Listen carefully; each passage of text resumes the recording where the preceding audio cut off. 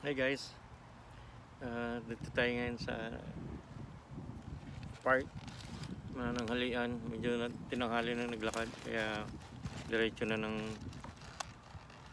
tanghalian. Bumili nga pala ako ng manok. Ang pangalan niya Popeyes. Para siyang chicken joy sa atin sa Pilipinas sa Jollibee. Actually magkakaroon din ng Jollibee dito eh. Pero sa November yata mag-open pero hindi pa naman sure. So magtsaga muna natin itong Popeyes. Tingnan natin kung kasing sarap niya. Meron akong sides na green beans. Ayan. Walang gravy. May kasama siyang biscuits. 3 piraso, isang breast, thigh, saka leg. Tapos may Hawaiian punch. Wala silang pineapple. So, tikman natin ngayon.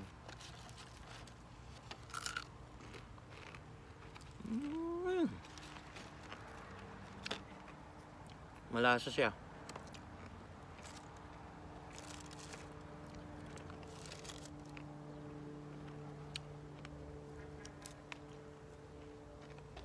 Pero kung akong tatanungin mo, mas gusto ko ito kaysa sa Chicken Joy.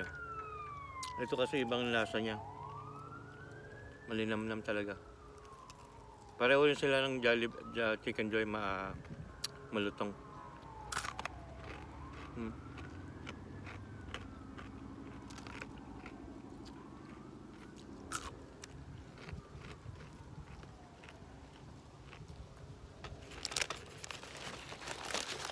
Dito. Hindi ko alam kung maubos ko ito, madami.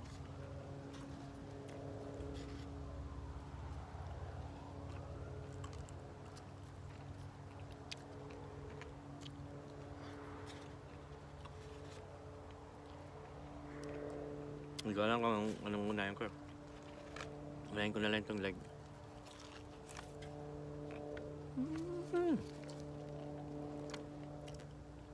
Masarap.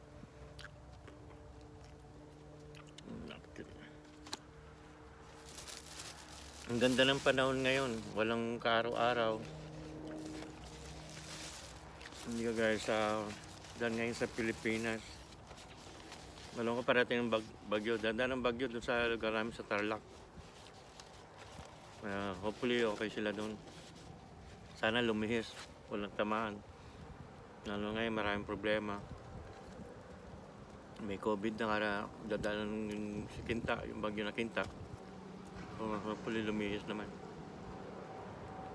Ang ganda ng panahon, malamig siya. Naalala ko tuloy nung nasa Baguio kami sa Camp Janhe. Ganito ang weather, malamig ang hangin. Simoy ng hangin, may araw, pero okay lang. Pero pag sa umaga malamig, inaabot ng 40 degrees dito. Ngayon medyo siguro ngayon mga nasa 60-65 degrees Fahrenheit. So may maganda pa rin, walang kaulap-ulap, blue sky.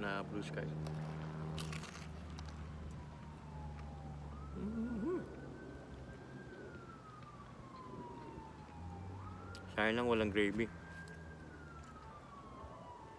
Hindi uso.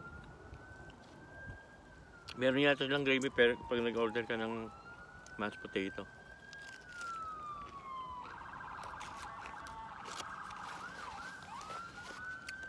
Wala lang dito kanin.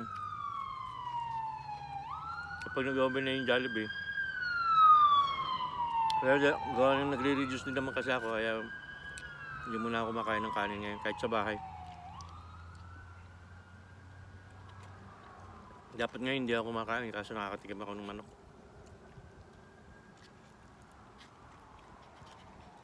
Paborito ko yung fried chicken.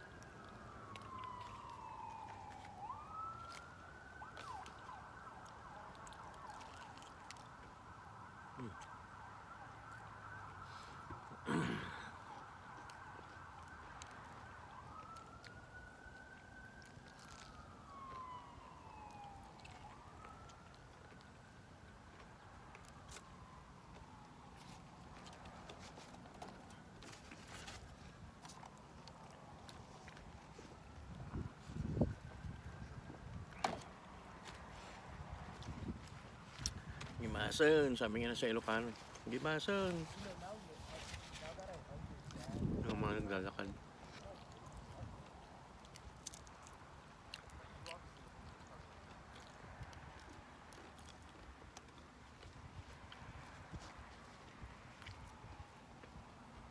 Talagang sinisimot lahat.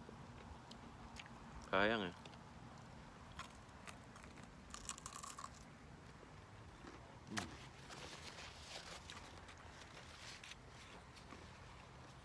Okay din naman tong green beans nila. Pwede na rin. Corn sana ang hinihingi ko kaso naubusan na raw.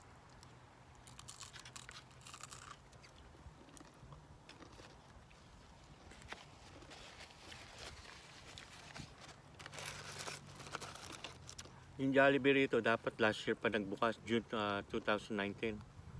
Kaso ano, ang problema yata hindi nila mai-transfer sa ano kasi parang siguro franchise hindi nila mai-transfer sa mga may-ari. Yung sabi nagbubuyog pa. So, hopefully, ito ngayon sinasabi na November.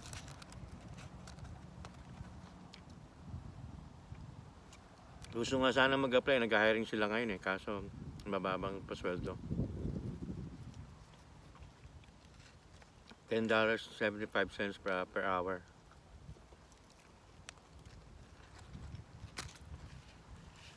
Kung sa Pilipinas yun, pwede na yun. Kaso, kung dito mo naman i-convert, mababa. Kumbaga sana ganun trabaho na ano, yung mga ano lang, mga teenagers, mga ganyan. Saka mayroon mag-apply ngayon doon. Lalo ganyan bagong bukas sila, kaya usok ka dyan. Mga walang break time dyan Kasi ngayon pa lang, pinag-uusapan na ng tao Malamang yan, nahabang linya.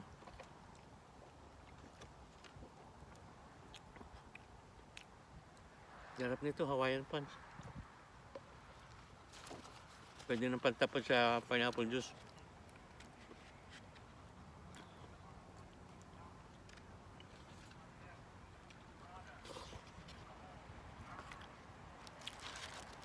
Hindi ko yata maubos. Isang hita pa lang, busog na ako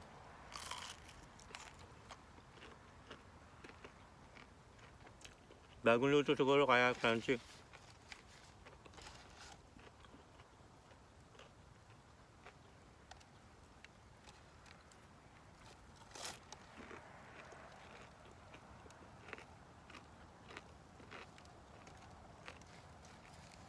Dapat sana kung may kanin tapos may piniris na kamatis.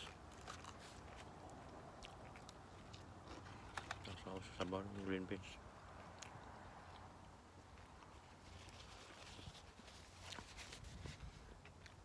Sarap matulog. Naalala ko yung sa bukid. Pagkatapos pa ng halian sa bukid, i-idlip ka muna sandali.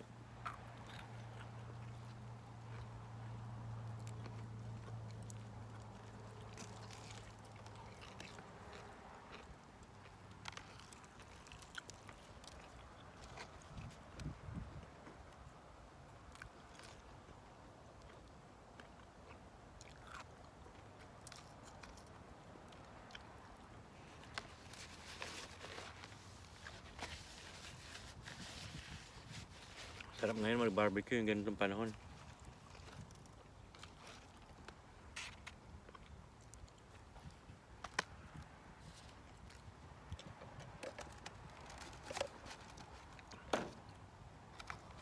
Hindi ko na yata kaya. Kalahati na lang.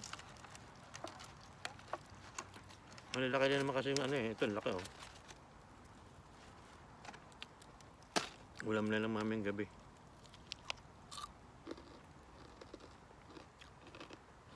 Para hindi na magluto.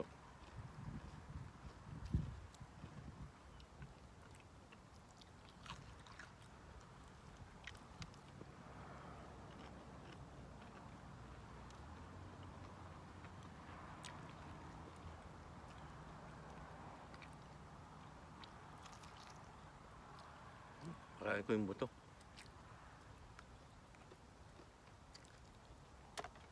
Okay, okay lang. Lambot naman. Wala kasing aso.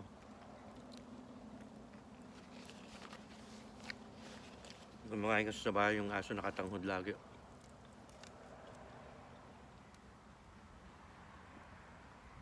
Pag hindi mo bigyan, kakalmutin ka. Nangangalmot yung aso ka.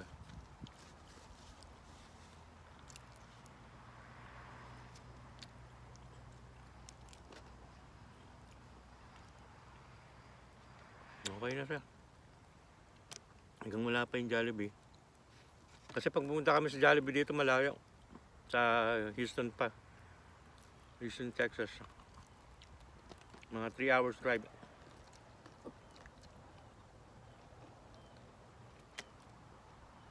Busi ko na lang ito. Yung 3 hours na drive mo yun,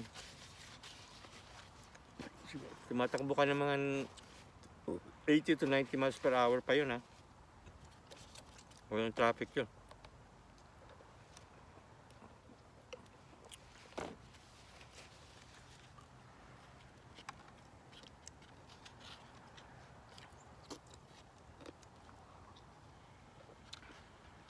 Sarap yung sabaw niya. Green beans yan na nilagyan ng ham na sahog.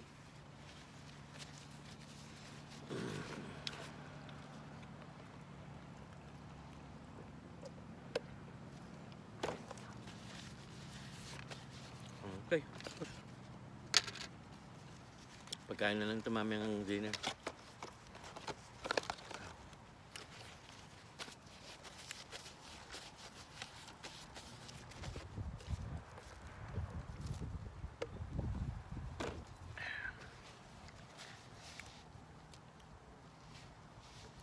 Ano pala ngayon, Halloween. So maming gabi. Pero walang Halloween ngayon, walang trick or treat ngayon. Sa mga bata, sa bahay lang siguro sila ngayon. Kaya yung mga apo ko, pupunta ko lang sa bahay mamaya. Diyan ko lang ng candy. Ito sila sa likuran nila mag-trick or treat. Hopefully next year maayos na lahat. Bumalik sa dating dating gawi. Ngayon ko lang kung magiging ngayong Pasko. Dahil wala, lalong dumadami na naman lang. Nagse-second, na naman, meron na namang dumadami na naman ng cases ngayon. So, hindi ko alam kung ano mangyayari ngayong taon na ito. Kung magiging magandang Pasko or malungkot. Kung sakali, pamilya na lang. Pati nga Thanksgiving, pamilya na lang. So, gano'n na lang. Konting taga muna tayo hanggang may silang virus, vaccine. So, okay, next time uli.